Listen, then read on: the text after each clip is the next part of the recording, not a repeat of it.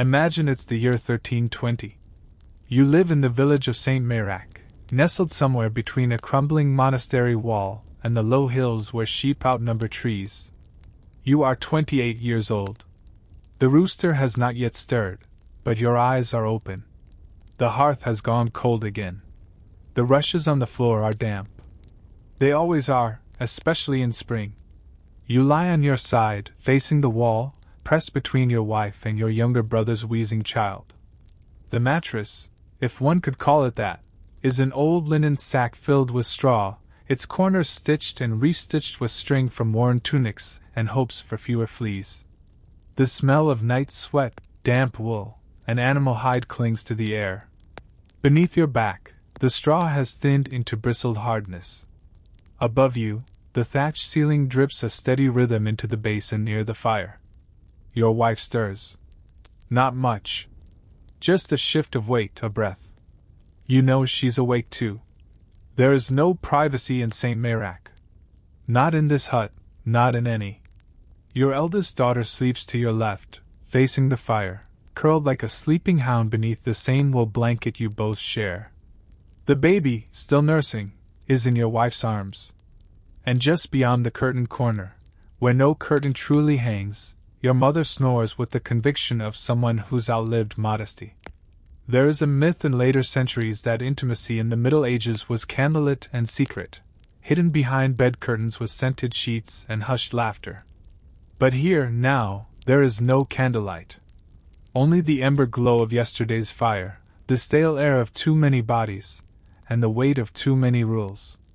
You shift your leg slightly. She knows what it means. But she does not turn. It is Wednesday. A fasting day. The priest made that clear during last Sunday's sermon, the usual list of prohibitions, spoken without eye contact but with unmistakable judgment. No meat, no indulgence, no desire. The kind of day, he warned, when the devil prowls between the married sheets as much as the unmarried ones. You reach for her hand under the blanket. It is cold. She does not move it away. But she does not pull it close either. This is how it goes. Not just now, but always. Marriage, for you and most in the village, is a contract. Livestock, land, the merging of chores and children. Romance is something you vaguely recall from a spring dance 15 years ago, when she still had red in her hair, and you still believed the future would be made of bread and laughter. Now both of you live between harvests and holy days, hemmed in by seasons and sermons. In some houses, those of the wealthier sort, there are records kept. Priests or confessors noting which days are fit for coupling, which are not.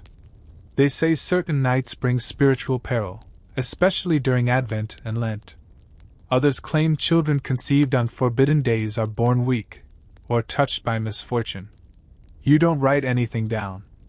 You're not even sure which saints forbid which acts. But you remember the looks. The gossip. The time Jahan the cooper's wife gave birth 7 months after a festival day, and everyone counted fingers in silence. Still holding her hand, you exhale quietly. The baby stirs. The rooster calls. Another day begins. If you enjoyed my stories, please subscribe to my channel and let me know what you liked and what you didn't like so that I can improve my stories. You can also write where you are from, as I would be interested to know. It's still morning. Cold sunlight seeps through the greased parchment of the window, casting a pale oval on the wall above the firewood. You've stepped outside now, boots damp from dew, cloak drawn tight across your chest. The church bell calls, not to prayer, exactly, but to presence. In St. Marac, the parish church squats like a stone hen at the edge of the village. Built more from burden than blueprint, its walls are uneven and patched with ivy, the door thick with years and nailed warnings. A thatched lean-to beside the apse serves as the priest's quarters, though everyone knows he also sleeps in the sacristy some nights, when the wind howls or the arguments at home grow too loud. You kneel on the hard bench at the rear, away from the altar. Others filter in, women with their hair bound in veils, men in cloaks still dusted from the field. The priest arrives last. Father Bernat. A man with watery eyes and dry fingers, who speaks softly but carries a presence like iron cooled too quickly. Today he reads from a parchment about St. Ulrich's virtue. But your mind drifts. You are not thinking about saints.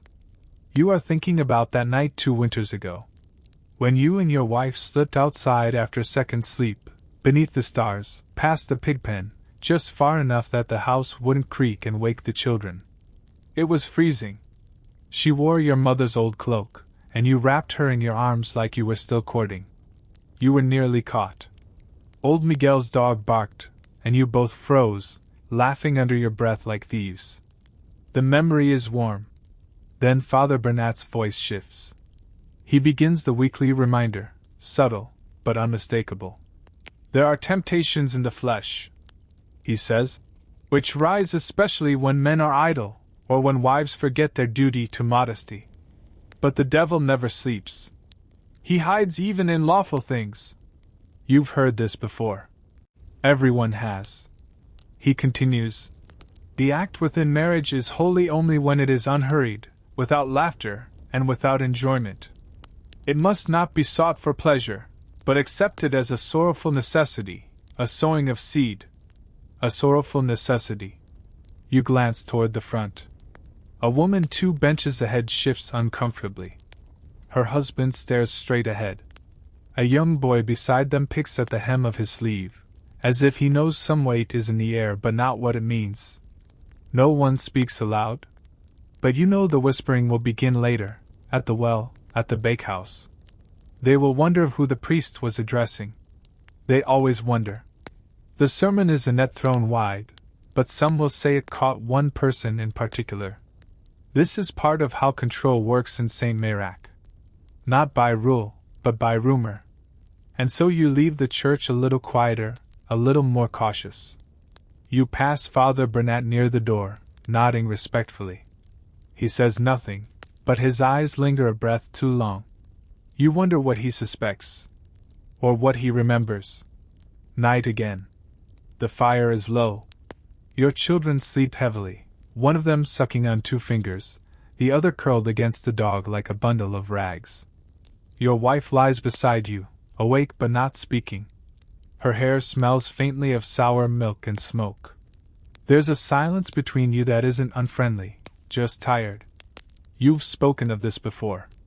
Not in words, but in gestures. The way you move closer under the blanket, the way she doesn't pull away. Still, there are questions neither of you voice aloud. Is tonight allowed? Was there a saint's feast today? You think yes. Saint Odile, perhaps. The one with the eyes. Was it a fasting day? Unclear. The calendar nailed to the church door is tattered, and no one dares touch it but Father Bernat. The last time someone forgot and wed during Lent, the priest made them kneel for 2 hours in sackcloth before the altar, reciting penitence while the village watched through half-shut doors. And yet, rules or no rules, you're both here. Breathing the same stale air, listening to the tick of old wood cooling. You remember something an old reeve once said while drunk. Desire waits for neither moon nor Massachusetts. But the church teaches otherwise. The church watches. Even behind curtains. Even inside dreams.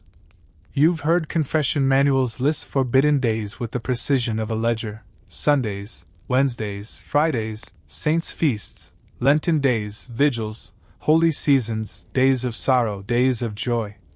Add them up, and half the year is cloaked in restriction. Even within marriage, there are instructions. Guides written by monks who have never touched a woman, advising how to do so without sin, with eyes shut, without words, quickly, and only for the purpose of begetting children. Without pleasure, without delay, and without love. You do not say this to your wife. You think she would laugh bitterly. Instead, you reach over and tuck the blanket tighter around her shoulders. She does not speak, but she sighs through her nose, long and soft. It's something. In some households, noble ones, bedroom activity is recorded for legal reasons. Dates. Locations. Witnesses. You once saw a parchment of such records, during a brief stint helping a clerk mend a ledger. It listed a knight's attempts to produce an heir. June 3rd, after Matins. July 19th, denied. August 2nd, successful, under condition of silence. You thought then it must be a joke. It wasn't. Here in St. Marac, there is no parchment. Just you, your wife, and the long quiet hours between the bells of Compline and Lauds. You are permitted to be together, but rarely encouraged. You are married, yes, but still expected to be ashamed of wanting. She turns to face you now, finally, her face half-shadowed. She whispers, "Do you remember when it snowed, the year of the famine? And we shared that goose-feather pillow from your aunt?" You nod.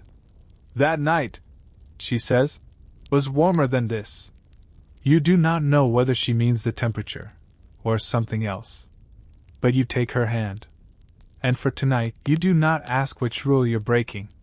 The morning mist hasn't lifted. Smoke from the neighbor's hearth crawls sideways through the village like a sulking ghost.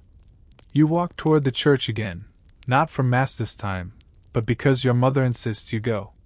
You haven't confessed in over a month. The last time you tried, the priest fell asleep halfway through. The confessional in St. Marac isn't a booth. It's a bench beside the altar rail, behind a hanging curtain made from old altar linen. Everyone can still hear, of course. The curtain is symbolic, like modesty in a room full of naked truths. Father Bernat clears his throat. His hands are folded, his eyes half-lidded as if weighing your sins before you speak. You begin with the usual. "I was impatient with my daughter, I cursed when the pig escaped." He nods. These are light burdens. Forgivable, forgettable. Then he asks it. "Have you lived chastely with your wife?" The question is routine. It always is. But the pause afterward is long, expectant. You hesitate. You don't know how much to say. You don't know if he's asking because of doctrine, or gossip. "Yes," you answer carefully. "We have not overindulged. We observe the holy days." He hums, tapping his finger against the side of his knee. Then he asks, more softly, "Did you find pleasure in it?" There it is. This is the part that always catches you. Not because of guilt, but because of the strange theater of it all. A man who's never known a woman, asking you, under holy authority, whether the warmth of your own wife was too warm, too much, too often. You think of how your wife once kissed your shoulder while you stirred the stew. How her hand lingered on your arm when she handed you the thread for mending. None of that counts in a confessional, but all of it feels closer to sin than anything else. You say, "We try to be modest." He makes a note. You don't see it, but you hear the scratch of quill against parchment. Somewhere, in a locked cabinet in the sacristy, there is a ledger. An actual list of sins, or suspected sins. Names, dates, behaviors. You know this because once, years ago, a visiting friar left the cabinet ajar. You glimpsed a page. Someone's name, Martin of Bravans. Beside it. Laughed in bed. Attempted reversal. You didn't know what reversal meant. You still don't. But it was marked with 3 black dots. Penance required, but no excommunication. You wonder if your name is there. Perhaps under a different note. Unclear answers? Likely omissions. Father Bernat gives you your penance. A prayer. 3 Avenue Marias. No kneeling in snow this time. You leave the church quieter than you entered. You feel as if you've said nothing, and yet that something important has been taken from you all the same. The rooster calls again. It's later than you thought. You hurry home. Your wife is feeding the baby with one hand, stirring a pot of lentils with the other. She looks at you and asks lightly, "Did you tell him everything?" You don't answer. Just kiss the top of her head, and reach for the firewood. Late afternoon. The sun tilts low, bleeding ochre into the ruts of the village road.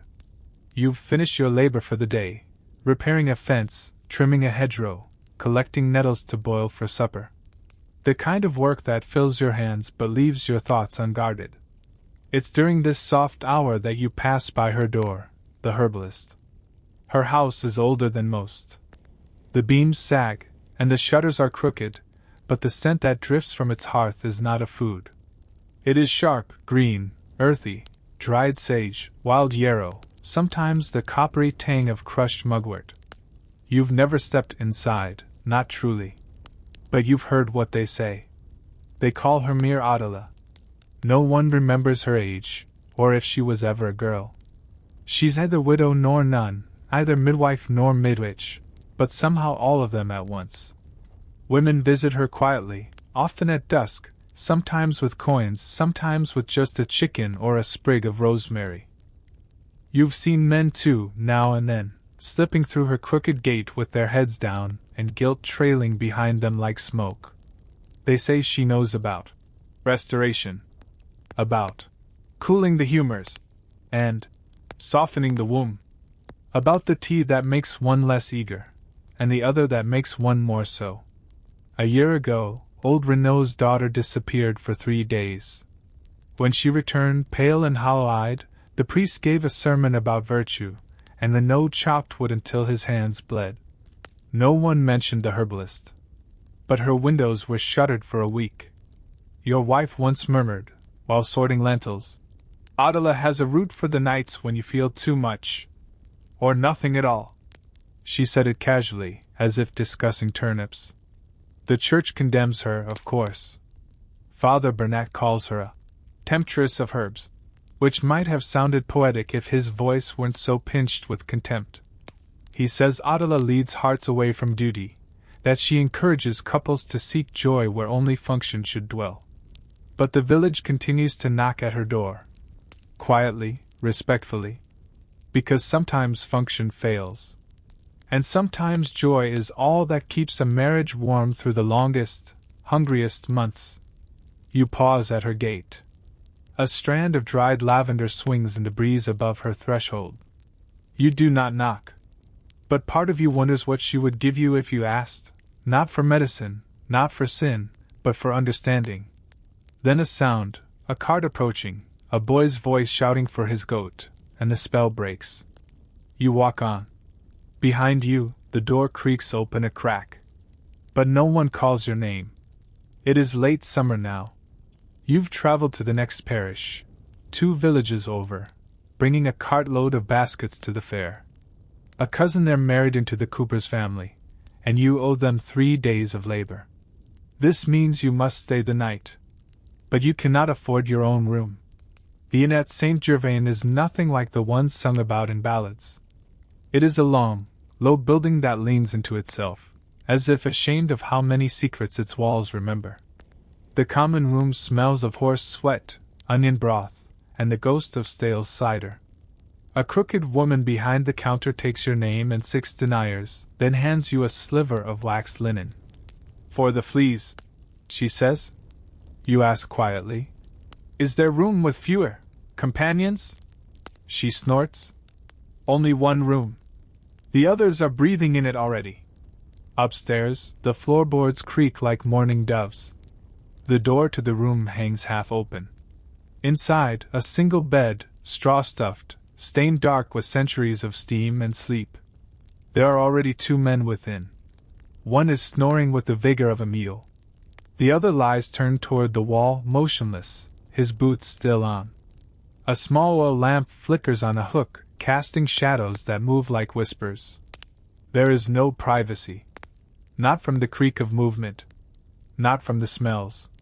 Not from the sounds that sometimes come not from sleep but from need, or dreams, or both. You lie down fully clothed, boots off, knife close. You press against the far edge of the mattress, avoiding the soft depression where the other man's warmth lingers. You keep your eyes closed. You do not speak. You try not to breathe too deeply. This is what they do not sing about in courtly songs, that travelers lie side by side in borrowed sweat and breath, praying that no one turns toward them in the dark. That longing and danger where the same face in unfamiliar beds. Your thoughts drift, as they often do when sleep is far. You wonder, how many strangers have whispered names into this mattress? How many arms have reached in the night, hoping for comfort, or mistaking it? The snoring man shifts. The bed groans. The man beside you exhales, not quite asleep. You do not speak. You do not move. In the Middle Ages, the bed is not yours. It is a place borrowed, shared, and stained by every life it has touched. You fall asleep with your knife in your hand, dreaming of home, of your wife's narrow shoulder against yours, of the wool blanket that smells of goat and bread, of a silence that belongs to you both. Autumn deepens. The village air smells of smoke and soft rot, fallen apples, wet wool, the last green things surrendering to cold. You pass the abbey on your way to the field, as you often do. The sisters are gathering herbs just inside the high stone wall. You hear them before you see them, murmuring softly, like wind over barley. The abbey was built a generation ago, gifted by a minor lord who hoped it would absolve the sins of his son, though the son died in a brothel, and the lord in a duel. The women within wear grey, mostly. Their veils are modest, their sandals made of rope. But even behind those walls, stories cling like ivy. Everyone in St. Mirac knows that high garden walls are not only to keep the sisters safe, but to keep them unseen. For the world may forgive a nun's poverty. It may praise her piety. But it does not easily pardon her flesh. You once overheard your wife speaking with a neighbor, murmuring about Sister Agnes, who vanished for 6 months and returned pale and quiet, with a limp and a newfound love for the garden's farthest corner. She talks to the bees now, someone said. And they listen. The church says a nun is a bride of Christ. But Christ does not sleep in her cell. And cold stone offers no warmth in winter. The heart, it turns out, is a stubborn heretic. The abbess of St. Mirac once declared that desire is a temptation even in holy robes. That silence is a virtue when thoughts begin to stray. She ordered the young novices to sleep with their hands crossed over their chests, and to recite the Psalms until dreams took them. Still, the garden herbs grow. You glance up at the wall. Vines curl like questions along its stones. No faces are visible, but you hear laughter, brief, soft, quickly hushed. A man you know, Matthew the baker, once delivered flour to the gate and returned strangely quiet. Months later, he began leaving loaves at the foot of the wall, wrapped in cloth and rosemary. When asked, he shrugged. For the sisters, he said. But you noticed he always left 2 loaves. And once a comb. The church forbids such exchanges. It forbids many things. And still, the bees return to Sister Agnes. Still, the bread vanishes from the foot of the wall. Still, the garden blooms. You walk on, pretending you did not look too long at the gate. The frost has arrived. It laces the roof thatch like a widow's veil and stiffens the laundry line into a frozen string of fabric ghosts. Inside your home, the air is heavy with breath, smoke, and the creak of old bones rising from straw. You and your wife speak little these days. Not out of anger, but out of habit. After nearly a decade together, conversation becomes a kind of ritual, words offered like bread, plain, needed, and better when warm. Tonight, the children sleep early. The baby has a cough. The older ones cling together, murmuring about saints and wolves, their feet pressed into your side of the straw bed. You've added extra rushes to the floor. They help with the cold but not the noise. Rats still chatter behind the wattle walls, bold and unimpressed by human efforts. Your wife lays beside you, her back to you. Her braid brushes your arm. You wonder whether tonight is one of the allowed nights. It is not Sunday, not a feast day. But it might be the vigil of St. Jude, or the moon may be in the wrong phase. The rules are many. Sometimes she recalls them better than you. Sometimes she pretends to forget. Are you warm enough? You ask. She nods. Her voice is muffled in the blanket. Warmer than last year. You both remember last winter. The firewood ran out early, and your second son nearly didn't survive. For weeks, you huddled together so tightly that movement was impossible. Desire froze in your bellies like river stones. When warmth returned, it was awkward, like learning each other's hands again. You roll onto your side. Your knee brushes hers. A pause. Then she shifts back, just slightly. In this moment, you feel the weight of every sermon, every whispered rule, every sigh from Father Bernat's dry mouth. The idea that love must never become want. That a husband must approach his wife as if attending a funeral, quiet, efficient, and unjoyful. But what of nights like this? When the house is still and the fields are cold and your hand finds hers beneath the blanket, not out of lust but of simple human gravity. You say nothing more. She says nothing either. But your breath slows in the dark, and the fire glows a little longer. Outside, frost creeps over the doorframe. Inside, your fingers curl into hers, not for pleasure, not for sin, but for life. And for now, the saints can wait. The village road twists like an old woman's spine, uneven, narrow, cluttered with chickens, boots, and rumors. You walk it every day, to the fields, the mill, the well. But the true traffic here isn't grain or water. It's stories. Whispers. Names said just loud enough to be heard, just soft enough to deny. You hear them before you're seen. 2 women by the bakehouse, stirring ashes and words. Did you notice Mayor's youngest is already crawling? A miracle, or poor counting. They glance your way, pretend not to see you, then lower their voices. You know the tone. It always precedes something sharp. In Saint Mirac, virtue is not proven by silence, it's performed in conversation. Who touched whom, who laughed too long at the well, whose daughter lingers by the shepherd's hut after vespers. Nothing is certain, but everything is assumed. They spoke once about you and your wife, last spring, after the storm, when you helped her wash clothes by the river. You remember her skirt clinging to her legs, the sun warm for the first time in weeks. You smiled. She laughed. It lasted only a second. That night your neighbor Alan asked, "Good mood today?" with a smirk that suggested he'd heard something. No one accuses outright. That would be unchristian. Instead, they offer questions shaped like knives. She's looking well. You two seem close. So much warmth, and still during Lent? You do not argue.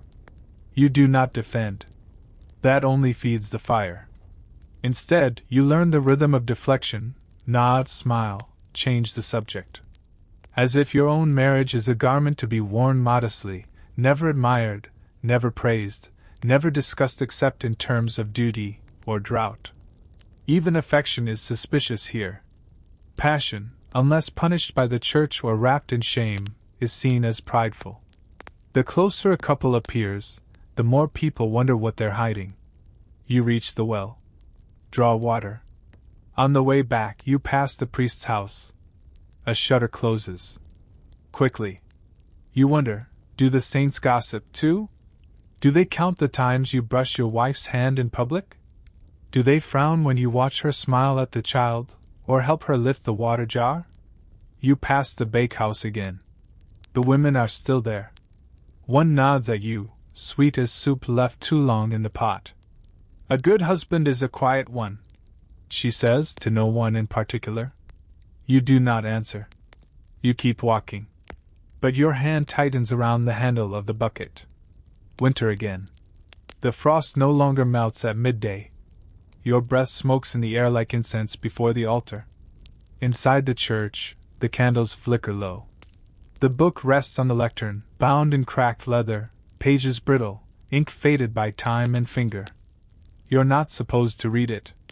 Only the priest, the deacon if he's sober, and perhaps the sacristan on feast days. But today, you've been asked to sweep the nave. And while the broom rests against the wall, your eyes stray. The book is not scripture. It is a calendar. A ledger of holy days, saints' vigils, fasts, and, though it's not written plainly, abstentions. You run a finger down the column. There, in Latin, are the notations. Quadragesima begins, the long shadow of Lent. Vigil of Saint Cecilia, no music, no pleasure. Feast of Saint Anthony, animals blessed, but passions cursed. Dies Nefastus, the day of sorrow, the day to withhold. Nearly every week holds a warning. Some days, too. The Church's grip does not close its hand fully, but it never lets go. You flip to the margin. There are older notes here. Scribbled by past priests, ink blotted, words fading but legible. Couple in parish observed on Ascension Eve. Counseled, confessed. Unseemly affection in field, Candlemas vigil. Penance assigned. Some entries feel colder. One simply reads, Agnes. Stubborn. You close the book. It weighs more than the Bible. You think of your own marriage. Of the years you've tried to follow the rules. Of the nights when desire waited patiently, uncertain if it would be welcomed or condemned. Of the times you dared to love your wife on days unnamed in the book, and felt joy anyway. You think of how little space is given in these pages for mercy, for laughter, for the warmth of one body beside another, not in sin, but in hope. You return the book to the lectern. Lift your broom. Father Bernat passes by as you sweep. He does not speak, but his eyes flick to the book, then to you, then away. That night you lie beside your wife in silence, and though it is the vigil of Saint Agatha, one of the forbidden nights, you reach for her hand anyway. Because no saint, not even the sorrowful ones, knows what it's like to be lonely in your own home. The moon is high tonight, pale and sharp, like a nail through black velvet. Most of the village sleeps. The hearths are dying down, the animals have gone still. But in the house nearest the chapel, a single candle burns. You see it flicker through a patch of oiled parchment as you walk home from the barn. The widow Isabel lives there. She is neither young nor especially old. Her face is lined, but her eyes are still sharp, and her hands move like they remember dancing. Her husband died 3 winters ago, crushed beneath a cider press. Since then, she's lived alone. People speak about her, of course. The way she walks bareheaded to the well. The way she sings sometimes, softly, like a prayer or a challenge. And the way men pause when passing her door, especially in spring. You've never spoken to her beyond greetings. But your wife has.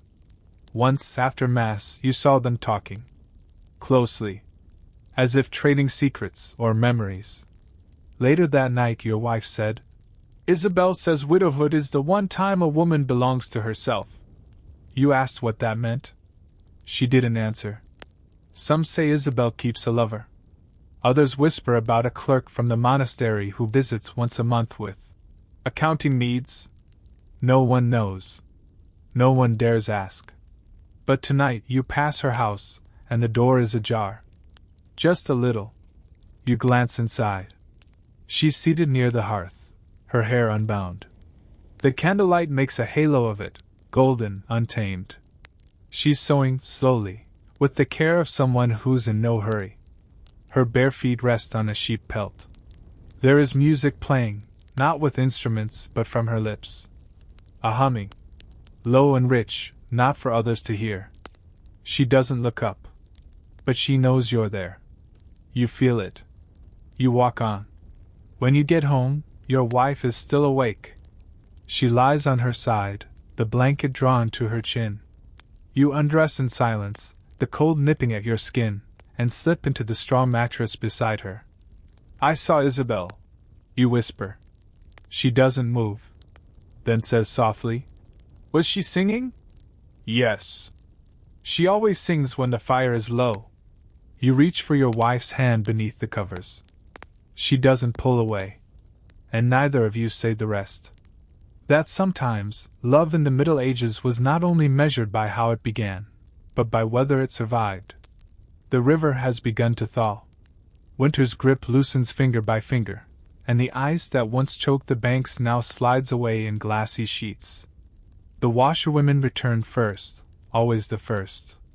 Bent backs, red knuckles, and laughter like crows circling a chimney. You're not supposed to linger. The path along the river is for passing, not watching. But your boots have sunk a little into the thawing mud, and your excuse is gathering kindling. So you pause. 5 of them are there this morning. Your wife among them. They kneel beside the water, their skirts hitched just above the knee, arms bare to the elbow.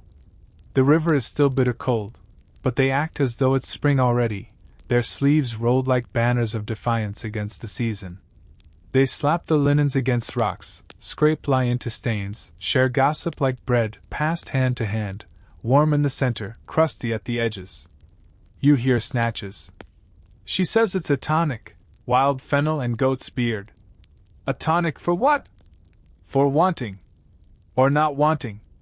Depends who's asking. Laughter follows, the kind that means something more than the words admit.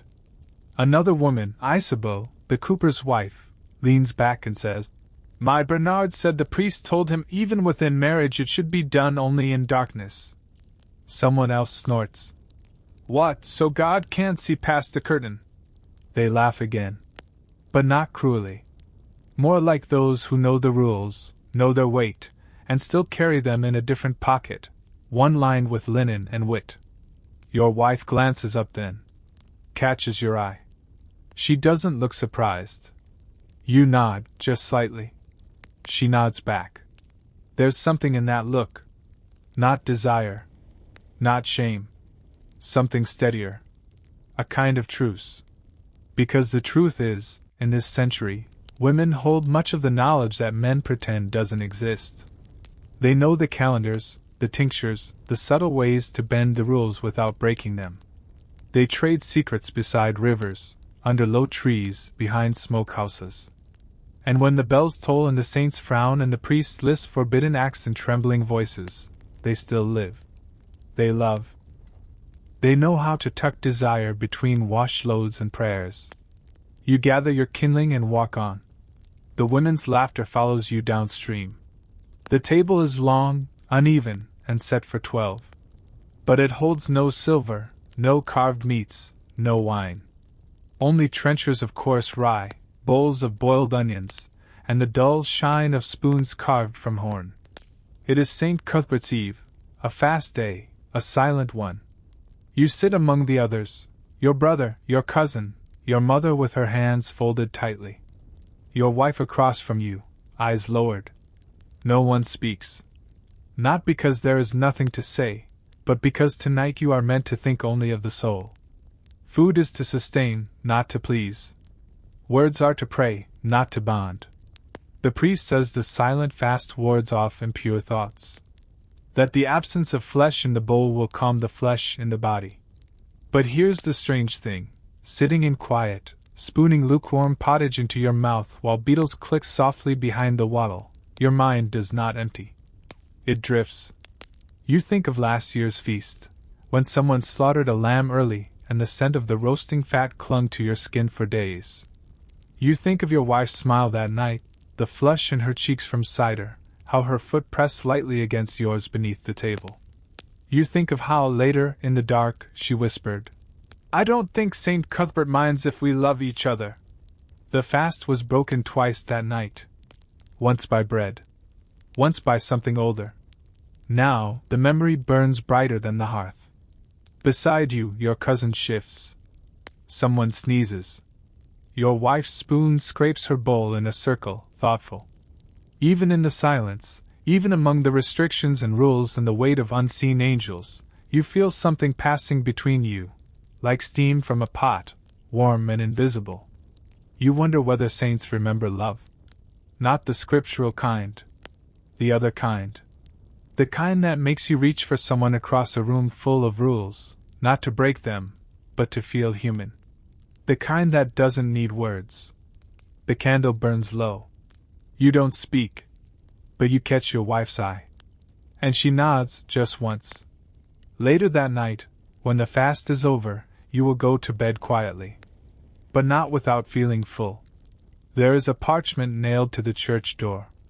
It flaps in the wind like a limp flag, its ink running from last week's rain. You've passed it a dozen times, never reading it closely. But today, as you wait for your son to finish his chores behind the chapel, you pause. The parchment is titled, Days of Grace and Prohibition. It lists, in stiff Latin and cramped French, all the days when marital union is either discouraged, forbidden, or permitted, with grave caution. Most are familiar: Lent, Advent, the Eve of Saints, the Feast of the Holy Innocents. But others surprise you. Fridays, for they are the day of Christ's Passion. Sundays, for they belong to the Lord. Wednesdays, for they commemorate betrayal. Even Saturdays are marked for preparation of the Sabbath. That leaves Tuesdays. Tuesdays. Not for any holy reason. Simply because nothing damns them. You chuckle quietly. A woman passing with a basket gives you a look. You realize then, if a man truly followed every restriction, every feast, every fast, he'd be left with scraps of calendar. A few midnights in spring. A Tuesday in April, if no moon rises full. And yet children are born. Couples endure. Life continues. You think back to your youth, when you asked a traveling friar if love between husband and wife was holy. He frowned. It is allowed. That is enough. But allowed isn't the same as cherished. You pluck the parchment from the door. Fold it carefully. At home, you hand it to your wife. She reads it, squinting. Then smirks. So we're to wait for Tuesday? Only if the moon isn't watching, you reply. That night you lie beside her, both of you warm from the hearth. The children sleep soundly. The house is quiet, save for the gentle pop of wood. It is not Tuesday, but it is a night when your hands remember how to hold her without fear. And in your heart you decide, perhaps the holiest moments are the ones no parchment dares to record. There is blood on the rushes. And water. And something more sacred than either, something warm and whimpering, wrapped in rags, held high in the calloused hands of a woman who has seen too much and said too little. The child is born just after matins, in the hour when the air is still and cold enough to keep secrets. You are not there. Men are not permitted. But you wait just outside the door, listening to muffled cries and urgent voices, to the low chant of the midwife, half prayer, half rhythm. Your wife labored long. This is her fourth. And though each child is a blessing, each birth is a reckoning. When the midwife finally steps outside, her arms stained, her expression steady, she gives you the news with the simplicity of her craft. A girl. Strong lungs. No mark. You nod. You want to weep, but you don't. Instead, you fetch more firewood. You kneel by the hearth. You do what men are allowed to do. Later, when the baby is placed in your arms, so small, so furious, so new, you feel something ancient stir inside you. A kind of trembling reverence. She will grow up hearing rules before stories. That women must be modest, obedient, quiet. That desire must be hidden or punished. That love must be earned, and sometimes not even then. But as she curls her hand around your finger, you silently promise her something better. You will teach her to laugh, even on saints' days. To dance on forbidden Fridays. To remember that the saints were once people, too, and people once held hands without shame. Your wife sleeps now, pale but breathing evenly. The baby makes soft noises in her dreams. The midwife wipes her hands on a cloth, folds it, and slips it into her satchel. Another soul for the church, she mutters half to herself. You nod. But in your heart you think, no. Another soul for love. Another soul for defiance. Another soul for all the unrecorded Tuesdays of the world. The sun is setting red, swollen with dust. The chapel bells toll for evening prayers, their sound thin and distant through the trees. You've walked here alone, past the fields, through the quiet paths where frost lingers in the ruts. In your hand, a folded cloth. in your chest, a pressure you've carried for years. You are not young now. Your back aches when you rise. Your children are nearly grown. The seasons feel shorter. But some habits linger, and guilt ages poorly. Father Bernat has grown older too. His hands tremble when he lifts the chalice, and he forgets the names of villagers he's baptized or buried. But today, he remembers yours. It has been long, he says. You nod. Then kneel. You confess the small things first. A snapped word, a missed Massachusetts. Then you hesitate. Finally you speak. I have loved my wife, you say. Even when I was told not to. I have touched her when the calendar forbade it. I have kissed her on feast days.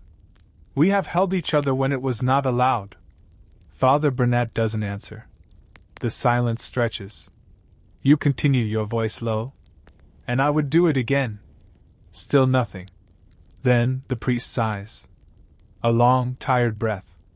God does not count the days, he says. Only what you do with them. You look up. His eyes are wet. Yours are too. Outside, the bells fall silent. He lifts his hand and gives the blessing, not with certainty, but with something closer to understanding. You rise slowly, heart lightened not by absolution, but by honesty.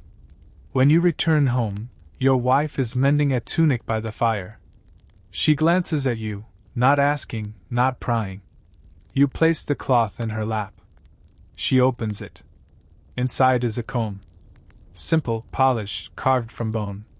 It is not much. For your hair, you say. She smiles. Not brightly, not shyly. Just enough. And for the first time in weeks, she leans into you, resting her head against your shoulder. No feast day. No holy day. Just a night. One not written in any book. The year is ending. The ground is hard. The trees bare their arms to the wind. In the churchyard, frost clings to the gravestones, and your breath ghosts in the morning air. You've come here to clear the path, as is custom on the last Sabbath before the Nativity. You bring a broom, though you know it won't do much. The ice settles where it pleases. Like memory. You stop before an old stone, worn nameless. The dates long since faded, the carvings soft with moss. Perhaps no one remembers who lies beneath. But someone once did. Someone mourned here. And you wonder, not for the first time, what did they write in their ledger? Not the book of the church. The other one.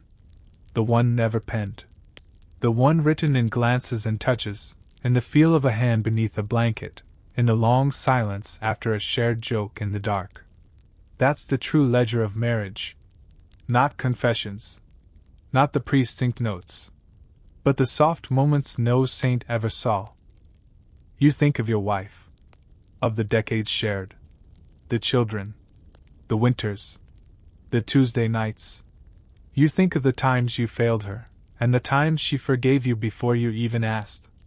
You think of her hands, how they've changed, and how they haven't. The broom rests against the stone. You kneel and touch the frost, tracing lines that once spelled out a name. You whisper none of this aloud. But you know this truth.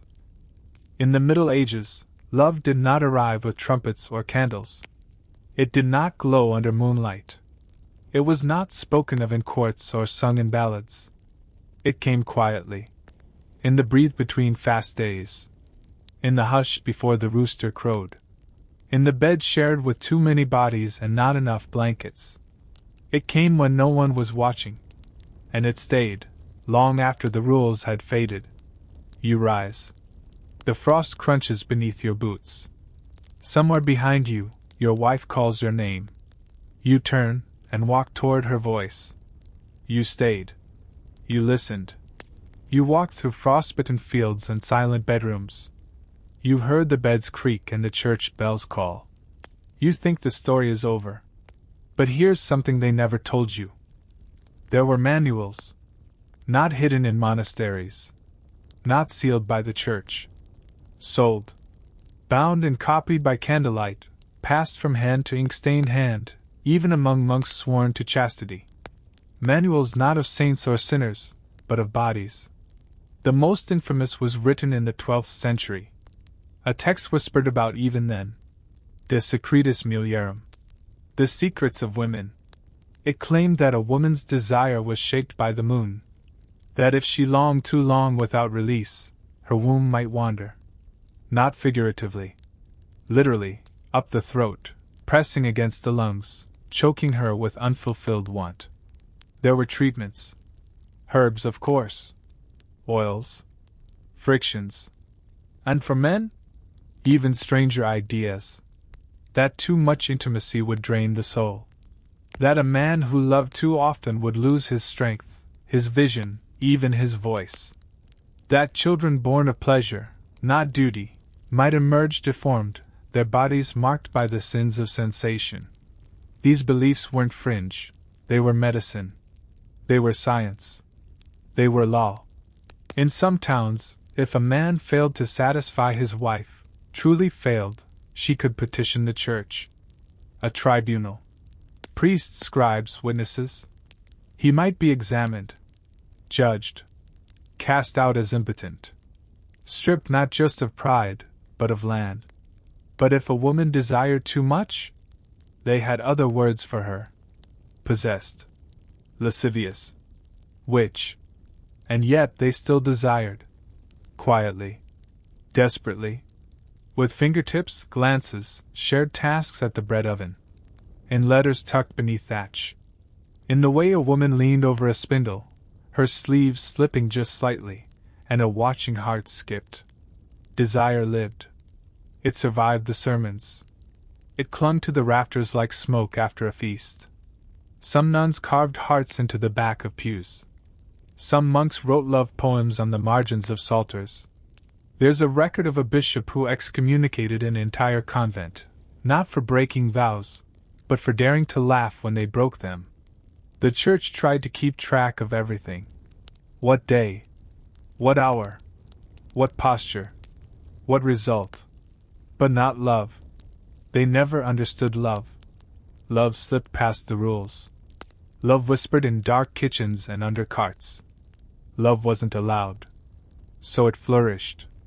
In a monastery near Poitiers, sometime in the mid-12th century, a novice named Etienne found a scroll tucked between the pages of a misfiled sermon. It was not addressed. It was not signed. But it was not meant for God. It began, "When I last pressed my lips to your wrist, I thought I might faint from the warmth of your blood." Etienne read the whole thing. Then he read it again. The script was fine, the Latin elegant, but the content? Unmistakable. Not a confession. Not a plea. A love letter. A carnal one. Written from one cloistered soul to another. It was not an accident. Historians have found dozens like it. Secret correspondences between monks and nuns, between novices and confessors, between scribes and patrons. Sometimes written in code, sometimes disguised as theological debates. But when read closely, the metaphors shatter. A debate over the hunger of the soul becomes a plea for physical closeness. A discussion of the opening of the spirit reveals too much. Margins of holy books tell a different story, one written in shorthand moans and ink-drawn kisses. There is a 14th century psalter from England with a miniature tucked into the corner, a nun milking a cow.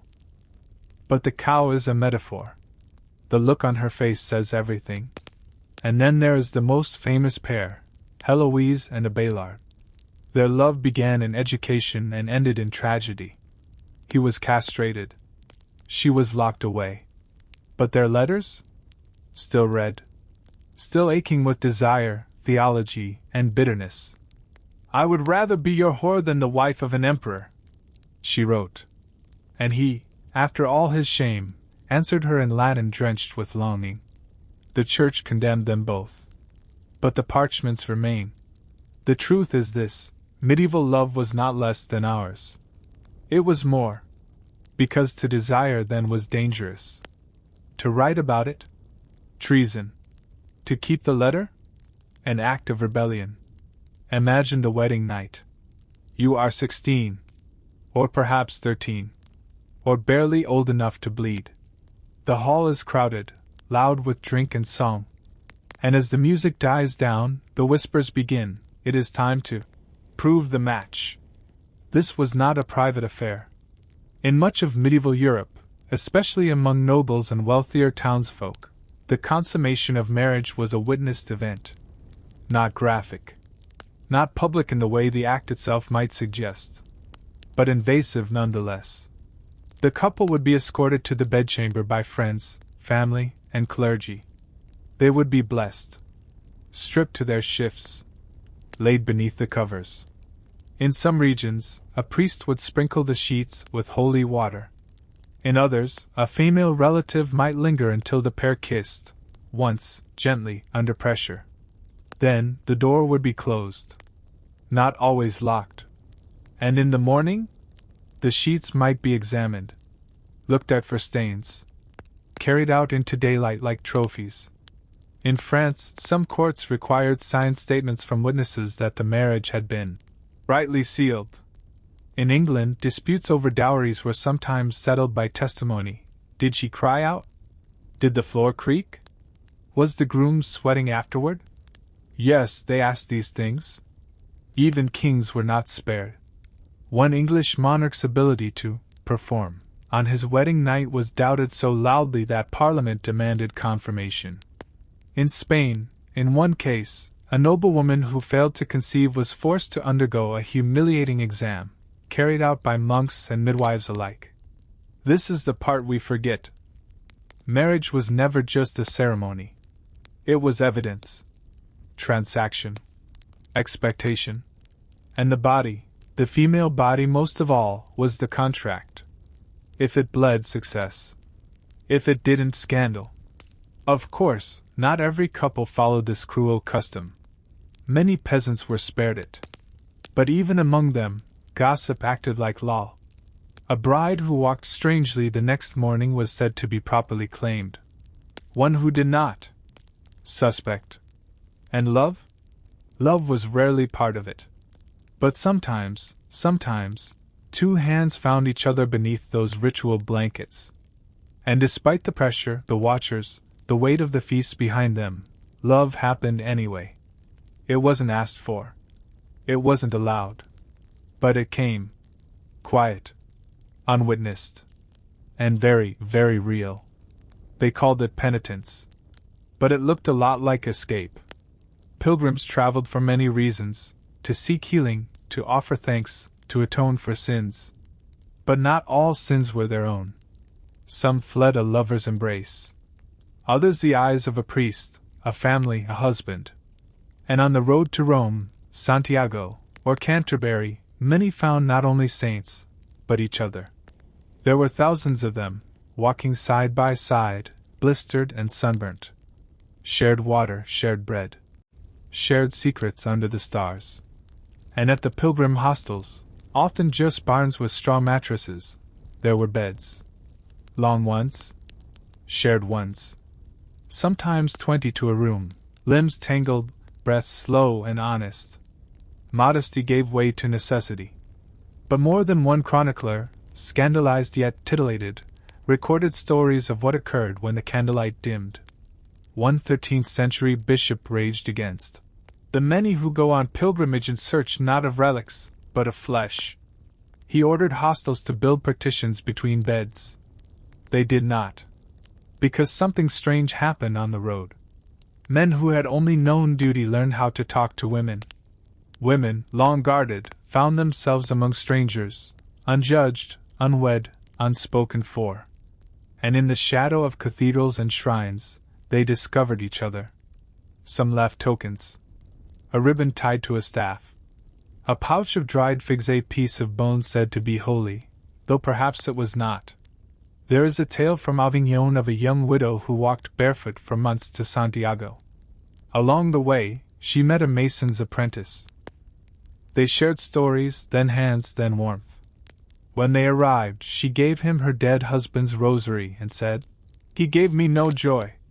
Keep this instead." That night they prayed. Then they did something holier. And the next morning, they walked separate ways.